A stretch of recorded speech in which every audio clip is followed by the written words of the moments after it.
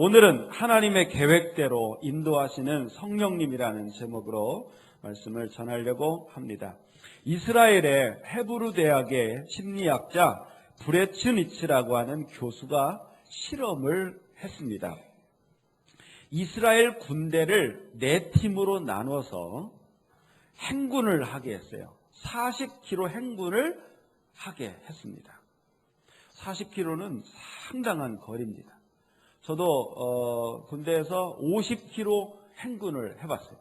참 힘들었어요.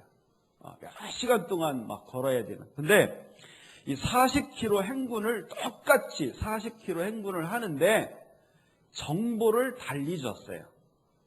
A팀에게는 몇 킬로를 간다고 말하지 않고 오늘은 좀 많이 걸을 거다. 그리고 무턱대고 40km를 걸어갔어요. 그 다음에 B팀에게는 60km를 간다고 처음에 말해주고 그 다음에 40km 지점에서 오늘은 여기까지다 이렇게 해줬어요. 그 다음에 C팀에게는 오늘은 30km만 간다. 그래놓고 30km 지점에 가서 10km 더 가야 되겠다. 그렇게 갔어요. 그리고 D팀에게는 오늘은 40km를 간다. 그래놓고 10km 갈 때마다 우리는 10km 왔고 30km 남았다. 20km 남았다. 10km 남았다. 5km 남았다. 1km 남았다. 이렇게 수시로 지금 우리가 어디쯤 와 있고 얼마나 남았다 하는 걸 통보를 해줬습니다. 여러분이 생각하실 때 이 4팀 중에 어느 팀이 제일 힘들었을까요? 어느 팀이 제일 힘들었을 것 같아요? 네, C팀. 네, 그럴 것 같죠? A팀이었대요. A팀. 반면에 어느 팀이 그래도 제일 가볍게 행군을 했을 것 같습니까? D팀일 것 같으죠? 실제로, B팀. 네, 실제로 이 군인들의 피를 다 뽑았대요. 그래서 그 피에 피로도 검사를 했답니다. 그랬더니요, 그 피로도 순서가 이 A, B, C, D 순서로 나왔대요. 그러니까 내가 어디로 가는지, 내가 어디쯤 왔는지 그것도 모르게 정처 없이 그냥 무턱대고 걷는 사람이 제일 피곤했대요.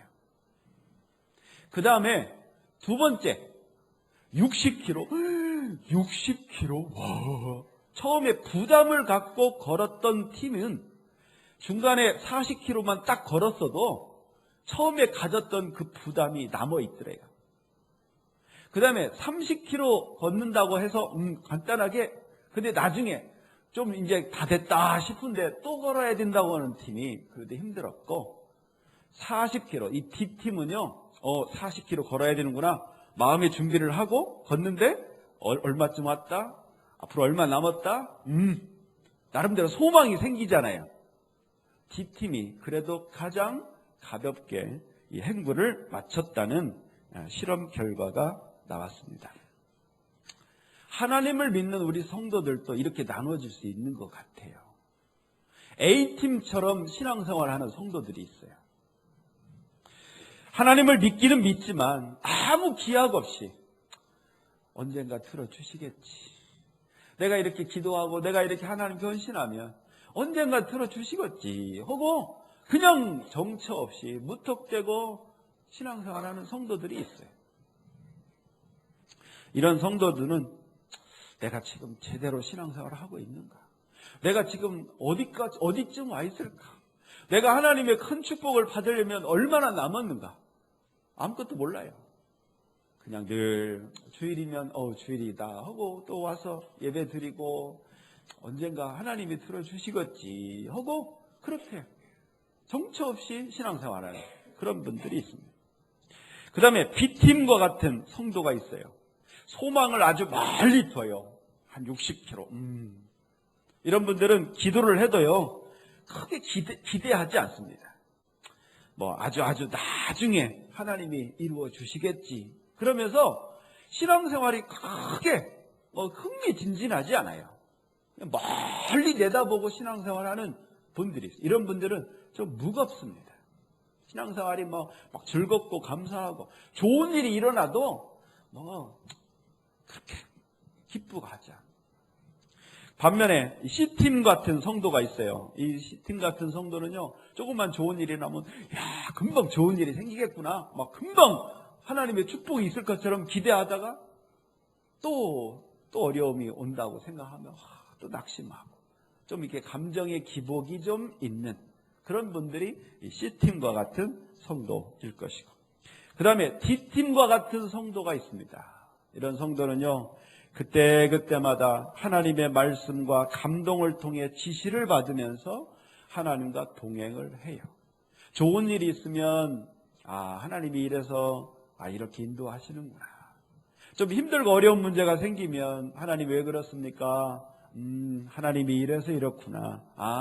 그렇게 하나님과 동행하는 신앙생활을 하는 성도가 있다는 거예요.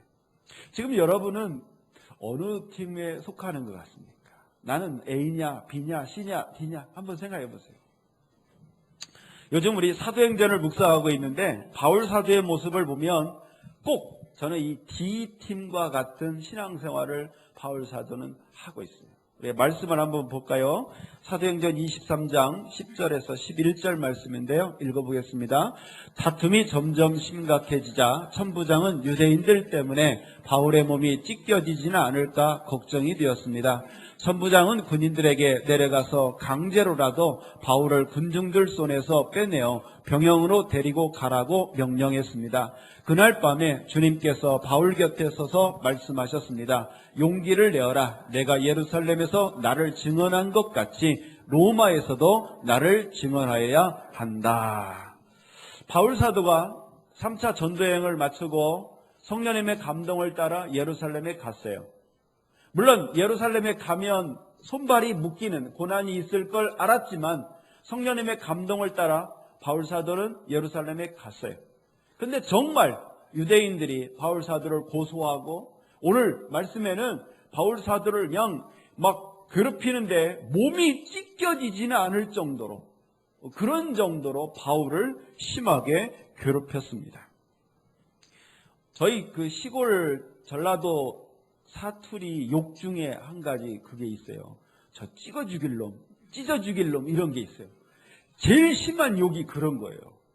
지금 바울을 유대인들이 그렇게 하고 있는 거예요. 저걸 막 이쪽 저쪽에서 잡고 막 바울을 찢을 정도로 바울에 대해서 그렇게 분노하고 있는 그런 상황이에요. 당연하죠. 내가 믿는 하나님을 모독했다고 생각하니까 얼마나 그렇겠어요. 그래서 천부장이 이 바울을 군중들 속에서 빼내고 이렇게 보호하고 격리하는 그런 상황이었어요. 그리고 유대인들로부터 떼내서 이제 감옥에 가둬놨죠. 자, 바울 사도의 마음이 어땠을까요? 그렇게 유대인들이 막 자기를 찢어 죽일 것처럼 그렇게 하는 상황에서 감옥에 갇혀있는 바울의 마음이 어땠을까요? 그래도 나는 하나님이 보호하시니까 나는 괜찮아, 그렇게 태평했을까요? 제가 볼 때는 아닌 것 같아요. 바울도 사람이잖아요. 바울 마음속에 왜 걱정이 없고 두려움이 없었겠어요? 내가 이러다 여기서 죽는 거 아니야? 내가 로마에 가서 복음을 전하고 싶었는데 이거 가보지도 못하고 여기서 내 사역이 끝나는 것은 아닐까? 이런 걱정과 염려와 근심 왜 없었겠어요? 한번 생각해 보세요. 바울은요, 지금 몸은 쇠사슬로 묶여서 감옥에 있고 바울의 마음은 걱정과 염려와 근심 가운데 가득 찼어요. 바울이 할 수 있는 게 뭐겠어요? 기도밖에 없어요. 기도밖에. 그래서 바울은 아마 간절하게 기도했을 거예요. 주님, 내 미래는 어떻게 되겠습니까? 주님, 여기서 끝나는 건가요? 아마 바울은 간절히 기도했을 거예요. 그러자 간절히 기도했던 바울에게 주님이 다가오셔서 말씀합니다. 오늘 용기를 내어라. 내가 예루살렘에서 나를 증언한 것 같이 로마에서도 나를 증언하여야 한다. 무슨 말씀입니까? 걱정 마. 넌 여기서 안 죽어. 저 유대인들 너 손도 못 대. 너는 로마로 가게 돼 있어. 그게 너를 향한 내 계획이야. 바로 그 말씀이에요. 두려워하며 기도하는 바울에게 성령님은 친절하게 나타나셔서 너 여기서 끝나지 않아. 너의 미래가 있어. 너는 로마로 갈 거야. 그렇게 바울에게 위로해 주시고 힘이 돼 주시고 용기가 되어 주시는 성령님, 바로 그 성령님이 우리가 믿는 성령님이세요. 그리고 바울에게 위로만 해주셨나요? 아니에요. 사도행전 25장에 보면 바울이 실제로 로마에 들어가는 장면이 기록이 되어 있습니다. 사랑하는 성도 여러분, 우리가 믿는 하나님은요, 우리를 무턱대고 행군시키는 그런 하나님이 아니에요. 그런 불친절한 하나님이 아니에요. 우리 하나님은요, 우리에게 말씀하시고 우리와 동행하시고 동행하시면서 우리에게 수시로 너 어디쯤 왔어? 걱정 마. 앞으로 얼마 남았어? 우리를 그렇게 친절하게 인도하시고 동행하시는 하나님이라는 그 사실을 믿으시기 바랍니다. 그걸 하라고, 그렇게 친절하게 우리를 가이드하라고 우리 하나님은 우리에게 보혜사 성령님을 보내주신 거예요. 자, 한번 말씀 보겠습니다. 요한복음 14장 16절 17절 말씀인데 읽겠습니다. 내가 아버지께 구하겠고 그분은 너희와 영원히 함께 있을 다른 보혜사를 보내주실 것이다. 그분은 진리의 성령이시다. 세상은 그분을 보지 못하고 알지도 못하므로 그분을 받을 수 없다. 그러나 그분이 너희 안에 계시고 너희는 그분 안에 있기 때문에 너희는 그분을 아는 것이다. 자, 이 성령님이 오셔서 어떤 일을 하는가? 26절 읽습니다. 그러나 내 아버지께서 나의 이름으로 보내실 진리의 성령이신 보혜사께서 너희에게 모든 것을 가르치시며 내가 너희에게 말한 모든 것을 생각나게 하실 것이다. 한번 따라서 하겠습니다. 내 안에 성령님이 계신다. 우리 모든 주님을 믿는 성도들 안에는 성령님이 계십니다. 나는 뭐 방언도 할 줄 모르고 뭐 은사도 경험 없, 괜찮아요. 그것 때문에 성령님이 계시는 게 아니에요. 고린도전서 12장 3절에 보면 그 누구도 성령이 아니고는 예수 그리스도를 주라 고백할 수 없다고 그랬어요. 그러니까 우리가 예수님을 내 주님이라고 어떻게 믿어요? 정말 그거 믿어지기 어려워요. 근데 성령님이 내 안에 계시고 나를 그렇게 믿어지도록 감동을 주셨기 때문에 내가 믿을 수가 있는 거예요. 우리 안에 성령님이 계십니다. 근데 그 성령님은요, 하나님, 나를 향한 하나님의 계획을 다 알고 계시고 오늘 26절 모든 것을 가르쳐 주시는 분이시다 하는 거예요. 그런데 목사님, 근데 성령님은 나한테는 안 가르쳐 주셔요. 이렇게 말씀하시는 분이 있어요. 성령님을 직접 경험한 모든 성도들도요, 성령님을 경험하기 전까지는 그렇게 무턱대고 행군하는 심정으로 신앙생활을 했습니다.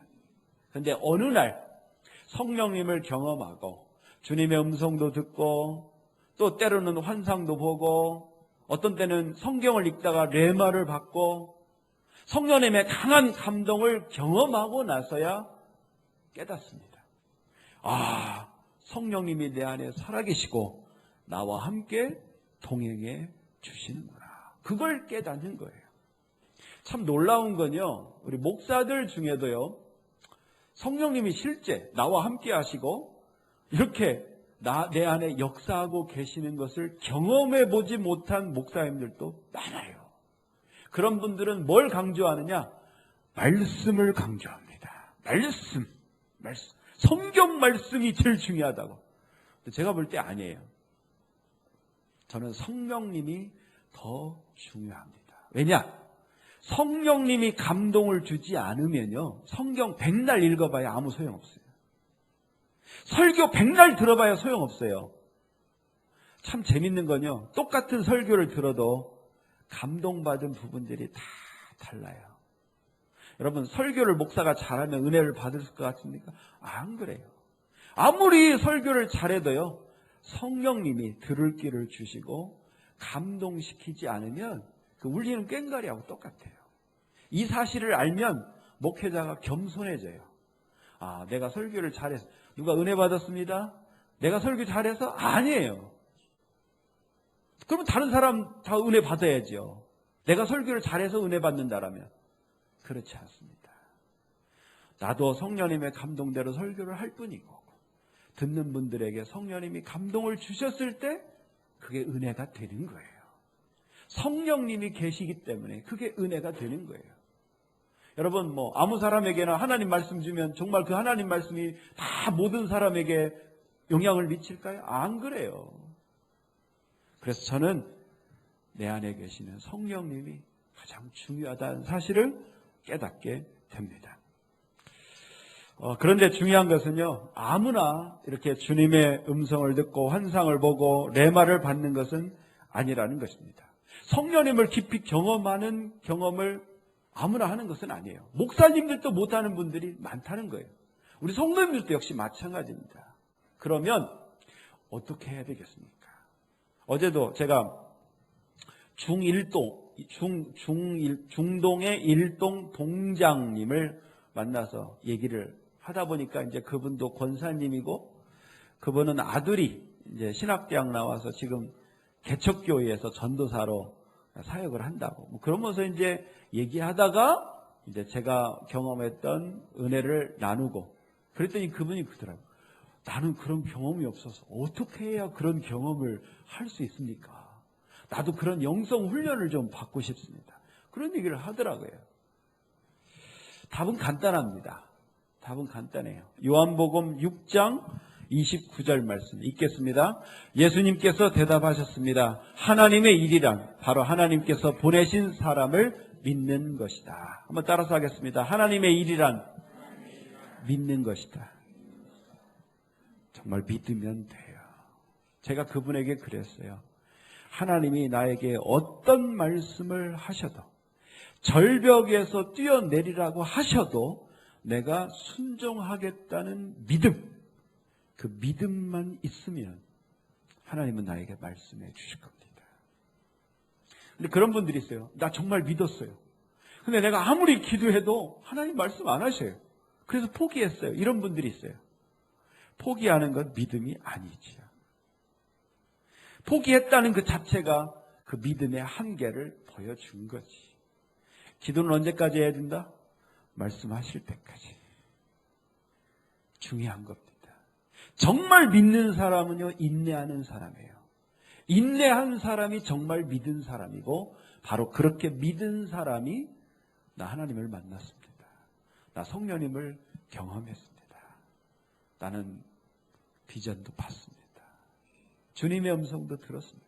이렇게 성령님의 경험을 말할 수가 있다는 것입니다. 여러분, 우리 하나님은요, 무턱대고 신앙생활에 무턱대고 헌신해. 그러면 때가 되면 내가 알아서 내가 너 축복하겠다. 이런 분이 아니에요. 우리 하나님은요, 우리 한 사람 한 사람을 향한 계획이 있습니다.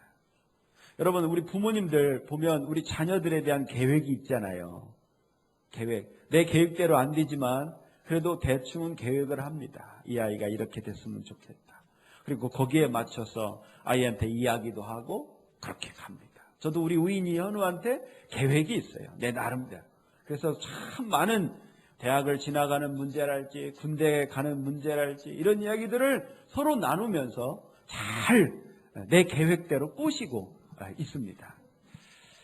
그 길대로 잘 가면 아마 되게 좋을 거예요. 그런데 그 길을 벗어나면 아마 어려움이 있겠죠. 여러분, 하나님도 역시 마찬가지입니다. 우리 하나님도요, 우리를 향한 계획이 다 있어요. 여러분들을 위한 다 계획이 있습니다. 그리고 그 계획을 하나님은 이루어 나가고 계신 거예요. 자, 예레미야 33장 2절에서 3절 말씀 읽겠습니다.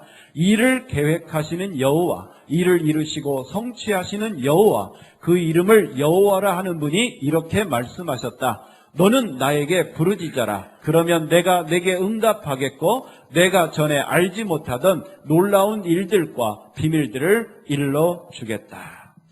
내 미래가 어떻게 될까? 내 사업이 어떻게 될까? 내 가정이 어떻게 될까? 내 사랑하는 자녀들이 어떻게 될까? 궁금하시죠? 그래서 우리 많은 성도님들이 정말 궁금할 때는 점집도 간다고 그래요. 점집도. 근데요, 정말 궁금할 때 우리가 누구를 찾아야 되느냐? 내 안에 거하시는 성령님께 물으셔야 돼요. 그렇게 물으면 정말 내 미래가 어떻게 되겠습니까? 정말 물으면요, 우리를 향한 계획이 있으신 주님이 말씀해 주시는 거예요. 이것을 정말 믿으셔야 주님이 말씀해 주신다는 것입니다. 저는 지금도 그때를 생각하면 얼마나 짜릿한지 모르겠어요. 제가 1999년 이곳에 3층에 교회를 개척해놓고 참 막막했어요. 돈도 없고 우리 교회를 지원해 줄 수 있는 교회도 없고, 근데 그냥 내가 원하는 일산은 아니고 여기에 덜렁 하나님이 부르셔서 교회를 개척했어요. 내가 나온 신학대학 앞에 교회를 개척했어요. 정말 쉬운 게 아니거든요. 저를 만나는 목사님들마다 아니 어떻게 자기가 나온 신학대학 앞에 교회를 개척하냐고, 무슨 배짱으로 그랬냐고 그런 분들이 있어요. 나는 아무 배짱도 없었어요. 내가 선택할 여지가 없었기 때문에. 저는 이곳에 와서 되게 궁금했어요. 왜 하나님께서 이곳에 교회를 개척하게 하셨을까? 공짜로 건물을 주면서까지 개척하게 하신 하나님의 계획이 있지 않을까? 그래서 저는요, 내가 뭔가를 하기 전에 그 하나님의 계획을 알아야 되겠다는 생각이 들었어요. 그래서 저는 그 기도만 했어요. 성도들이 없었지만 그때 저는 철저하게 새벽마다 일어나서 새벽마다 기도했어요. 하나님, 왜 나를 여기로 부르셨습니까? 그것을 알려주십시오. 그걸 알려주지 않으시면 나는 아무것도 할 수 없습니다. 그렇게 기도했어요. 간절히 며칠 기도하고 비전을 받았을까요? 아니에요. 그렇게 기도해도 응답 안 해주시더라. 그래도 저는 포기하지 않고 저는 그 기도만 했습니다. 해도 한 100일 정도 됐습니다. 어느 날 갑자기 기도하려고 눈을 감았는데, 보통 눈을 감고 기도하면 앞이 새카매잖아요. 근데 그날은요, 앞이 보이더라고요. 사람들이 막 서울신대로 올라가고 따라서 가보고, 그랬더니 서울신대 대성전에서 앞에서 연극이나 뮤지컬 같은 걸 하고, 그때 하나님 말씀하시더라고요. 이런 예배로 수만 명을 구원하는 교회가 될 것이다. 저는 주님의 음성과 주님의 환상을 그때 보았습니다. 저는 그때 믿었어요. 제가 정말 하나님이 어떤 것이든 내가 믿고 따를 것을 하나님이 아셨기 때문에 저는 한 100일 동안 제 믿음을 하나님은 시험하신 것 같아요. 그리고 제가 정말 믿을 걸 알았기 때문에 하나님은 이제는 됐구나. 그리고 환상을 보여주시고 음성을 들려주실 거예요. 저는요, 오늘 바울 사도에게 네가 로마에 가서도 복음을 전할 거라고 말씀하신 것처럼 하나님은 저에게 말씀해 주셨고, 실제로 바울 사도가 로마에 들어간 것처럼 우리 분이엘 교회는 실제로 우리 저 텅 빈 서울신대에서 수만 명을 구원하는 교회가 될 것을 믿습니다. 저는 14년이 된 지금도 보잘것이 없고 부족하지만 저는 아직도 믿어요. 저를 아는 목사님들이 비전은 큰데 지금 그렇게 힘들어서 어떡해요? 그래도 저는 믿습니다. 그런 거 중요하지 않아요. 다른 사람이 어떻게 보느냐, 상황이 어떠냐 중요하지 않아요. 왜? 전능하신 하나님이 말씀하셨기 때문에.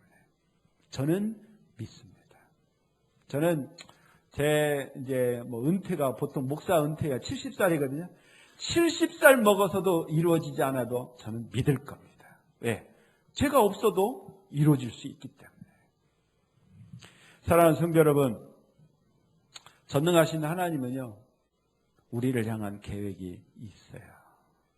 그리고 그 계획대로 우리를 인도하시기 위해서 보혜사 성령님을 우리에게 보내주셨어요. 그 성령님은 어디 다른 데 있는 게 아니라 내 안에 계십니다. 근데 우리는요, 자꾸 다른 데를 봐요. 다른 데, 다른 사람을 보고, 다른 상황을 보고. 아니에요. 해답은 어디 있다? 내 안에 있다. 눈을 감고 내 안에 거하시는 성령님께 물으면 그 성령님은요, 바울에게 로마로 갈 거라고 미래를 알려주신 것처럼, 저에게도 약속해 주신 것처럼 여러분의 하나님께서 계획하신 여러분의 미래도 여러분에게 알게 하실 것입니다. 실제로요, 깊이 기도하는 부모들은 자기 자녀들이 앞으로 어떻게 되겠다 알고 정말 두려워하고 조급해하지 않고 믿음으로 그렇게 키우는 부모들도 많이 있습니다. 사랑하는 성도 여러분, 성령님은요, 우리를 이끌어주시는 관광 가이드와 똑같습니다. 그렇기 때문에 우리는 성령님의 감동하심을 따라 우리는 늘 살아야 돼요. 우리 아까 찬양 부른 것처럼 한 걸음 한 걸음 매일매일 성령님의 감동대로 살다 보면 주위를 둘러봐도 아무도 없는 것 같지만 실제로 내 안에서 성령님은 나를 그렇게 축복된 길로 인도하고 계시는 것을 발견하게 될 겁니다. 그래서 성령님이 나와 동행해 주셨구나. 나를 인도해 주셨구나. 그렇게 간증하고 영광 돌릴 수가 있는 것입니다. 사랑하는 성도 여러분, 저는 설교에 늘 강조하는 것이 있어요. 성령님의 감동대로 순종하십시오. 교회를 나오는 것도 성령님의 감동대로 하십시오. 헌금을 드리는 것도 성령님의 감동대로 하십시오. 교회에서 봉사하고 헌신하는 것도 성령님의 감동대로 하십시오. 신앙생활은요, 다른 사람 보면 안 돼요. 목사님 눈치 보고 다른 사람 눈치 보고 그러지 마세요. 성령님의 감동, 내 안에 역사하시는 성령님의 감동대로 순종할 때 그 성령님은 나를 더 신뢰하시고 나를 인도하시고 나를 하나님께서 예비해 놓으신 그 축복의 길로 인도해 가시는 거예요. 그렇게 가다 보면 하나씩 하나씩 하나님께서 숨겨놓은 그 축복을 경험하게 되는 거예요. 사랑하는 성도 여러분, 성령님은요, 우리와 함께 하시고 우리를 동행하시고 우리를 인도해 주십니다. 그리고 하나님께서 우리를 계획하신 그 깊은 진리를 성령님은 알고 계셔요. 그래서 성령님과 늘 동행하시고 신뢰하시고 우리 기도하실 때마다 성령님, 내가 성령님을 신뢰합니다. 나에게 말씀하시고 나에게 지시하시고 인도해달라고. 저는 새벽 예배마다 우리 이제 큐티 예배 하는데 너무 감사해요. 말씀을 볼 때마다 성령님 오늘 또 우리에게 감동해 주시고 말씀해 달라고. 그리고 그 말씀대로 믿고 하루하루 살다 보면 하나님의 계획은 이루어지는 것입니다. 저는 우리 분열교회에 나오는 모든 성도님들이 그냥 무턱대고 교회 다니는 그런 성도가 안 됐으면 좋겠어요. 매일매일 성령님과 동행하시고 성령님이 말씀하시는 대로 그렇게 성령님과 동행하는, 그래서 아까 그 D팀처럼 정말 매일매일 걷는 모든 것 성령님과 동행하고 내가 앞으로 어떤 일이 벌어질지 다 알면서 성령님의 인도하심을 받는 그런 성도가 되시기를, 그리고 그 받은 축복을 가지고 하나님은 살아계시다고 하나님께 영광 돌리는 저와 여러분들이 되시길 주님의 이름으로 축원합니다. 우리 한번 따라서 하겠습니다. 성령님의 감동대로 순종합시다.